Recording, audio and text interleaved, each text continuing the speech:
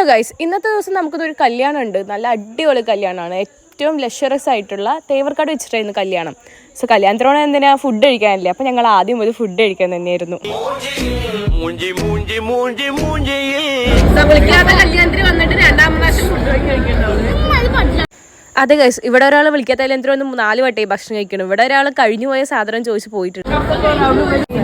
ഇത്രയും വാങ്ങി ഇവിടെ ബാക്കിയാക്കിയിട്ടാണ് അത് വാങ്ങാൻ പോയിരിക്കുന്നത്. നീ വെറുതെ മിണ്ടാണ്ടിരുന്നോട്ടോ. അപ്പൊ ഈ അവരതൊക്കെ കഴിഞ്ഞ് പുറത്തിറങ്ങിയപ്പോൾ ഉണ്ട് ഡെസേർട്ട് സെക്ഷനിലെ പേസ്ട്രീസ്. പിന്നീട് ഫുള്ള് പേസ്ട്രീസിലായിരുന്നു ഫുൾ ഫോക്കസ്. സഫവിന് ഇതൊരു കോമ്പറ്റീഷനായി ഏറ്റെടുത്തിട്ടുണ്ട്. ഇതാണ് കുറച്ച് കൂടുതൽ. ഞാൻ ഇത്തിരി ഐസ്ക്രീമും ഒരു പീസ് കേക്കും ഇട്ട് ഫ്രൂട്ട്സും ചേർത്ത് കഴിക്കുമ്പോഴത്തേനും പുതിയ പേസ്ട്രി വന്നു. സോ അത് നമ്മൾ ട്രൈ ചെയ്തു. അത് കഴിയുമ്പോഴാടാ അടുത്തത് വരുന്നു, നല്ല സാധനം. അതും കുറച്ച് നേരം കഴിച്ചു. അത് കഴിയുമ്പോഴേക്കും വീണ്ടും അടുത്ത് വരുന്നു. മറ്റേ അക്ഷയപാത്രത്തിനുള്ളിൽ നിന്ന് സാധനം വരുന്ന പോലെയായിരുന്നു.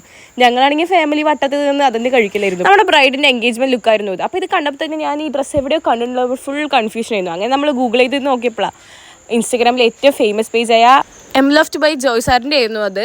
കോസ്റ്റ്യൂം എന്നെല്ലാം അടിപൊളിയാണ്. അങ്ങനെ ലാസ്റ്റ് ഞങ്ങൾ പെണ്ണിൻ്റെ ഇൻസ്റ്റാഗ്രാം ID വരെ കണ്ടുപിടിച്ചു. ഇനി സ്വല്പം ഡാൻസ് ആവാം.